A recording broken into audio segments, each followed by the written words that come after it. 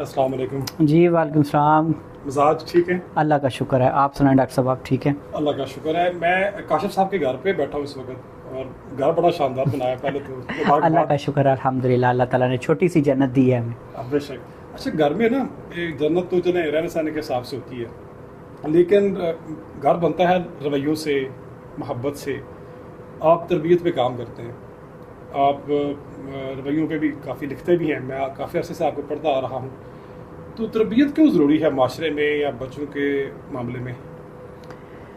Sir जी, बात पता है क्या है कि पहली बात है कि अल्लाह ताला ने मुझे ये मौका दिया है। मेरा बेटा ए लेवल्स में है, मेरी बेटी 6ठी 7वीं में पढ़ती है और अभी एक छोटी बेटी है। ठीक। तो पहले दोनों की दफ़ा तरबियत के पैरामीटर्स मेरे और थे। अच्छा।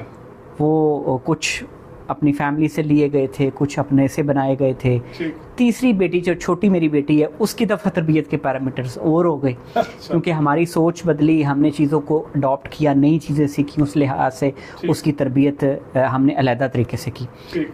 तरबियत, मैं ये कहता हूँ कि घर जो है ना, घर जी जी।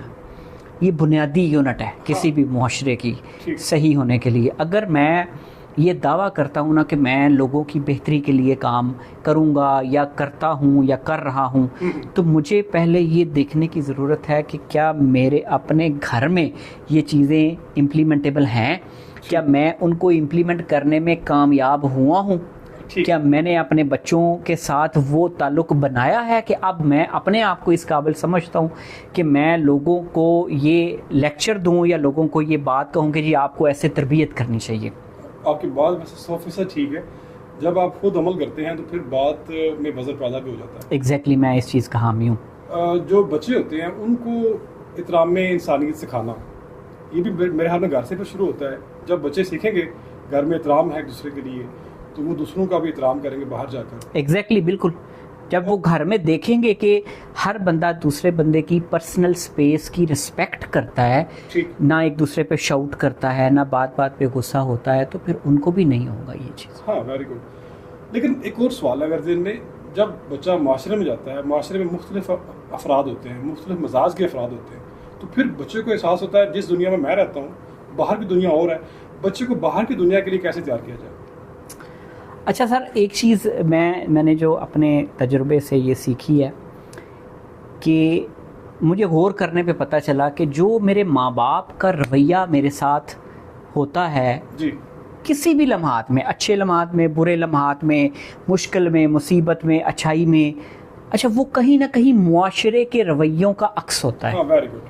ठीक। मैं जब बाहर निकला, लोगों के साथ डीलिंग शुरू की, मुझे पहले लगा कि शायद हमारा फैमिली में कुछ स्पेसिफिक है, उनके रवैये थोड़े इस तरह के हैं, क्योंकि बड़ी ऑर्थोडॉक्स टिपिकल फैमिली है, लाला मूसा से मैं बिलोंग करता हूँ। अच्छा। लेकिन जब मैं बाहर निकला तो मुझे लगा कि अच्छा यार, ये चीज़ें तो मैं देख चुका हूँ, जिनको मैं कहीं ना कहीं कहता था यार ये अच्छी नहीं है, इस तरह होनी नहीं चाहिए, लेकिन बाहर मुआशरे में सब कुछ वही हो रहा है। जी जी।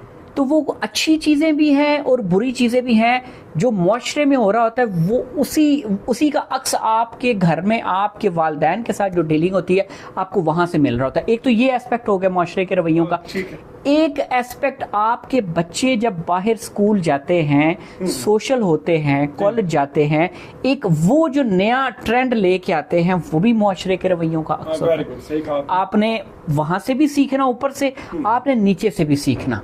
ठीक ठीक। प्रॉब्लम ये होती है कि हम ऊपर से सीख के नीचे से सीखने की बजाय उनको सिखाने की कोशिश करते हैं, जबकि वो खुद से नया सीख रहे होते हैं। यहाँ पे क्लैश आ जाता है। अच्छा, एक आखिरी सवाल ये है जी कि बच्चे सवाल करना कैसे सीखते हैं, या उनके जहन में जो सवालात हैं वालिदैन उन सवालों का जवाब कैसे दे सकते हैं?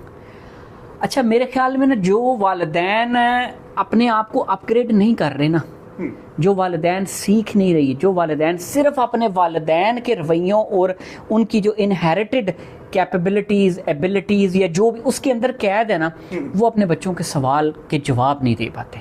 सवाल बच्चों के पास बड़े हैं आजकल। आपने मोबाइल दे दिया, सोशल मीडिया दे दिया, वो स्कूल जाते हैं, कॉलेज जाते हैं, सवाल उनके पास बड़े हैं। वो आपको देख के सवाल करते हैं कि आपने उस बहन भाई के साथ ऐसा किया, मेरे साथ तो ऐसा नहीं करते आप।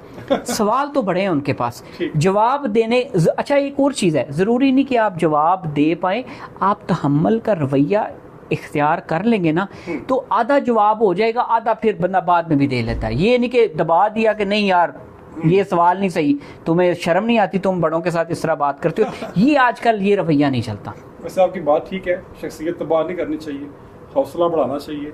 और एक और आपने बात कही कि स्पेस यानी लचक का मुजाहरा और सवाल करने की आज़ादी और तहम्मुल भी इसमें आ जाएगा। सवाल करने की आज़ादी नहीं देंगे तो वो ले लेंगे, कुछ आपसे छीन लेंगे आज़ादी देनी पड़ेगी आपको। काशिफ साहब के पास बहुत सारे मौज़ूआत हैं, अभी किसी और नशिस्त में भी किसी मौजू पे बात करते हैं।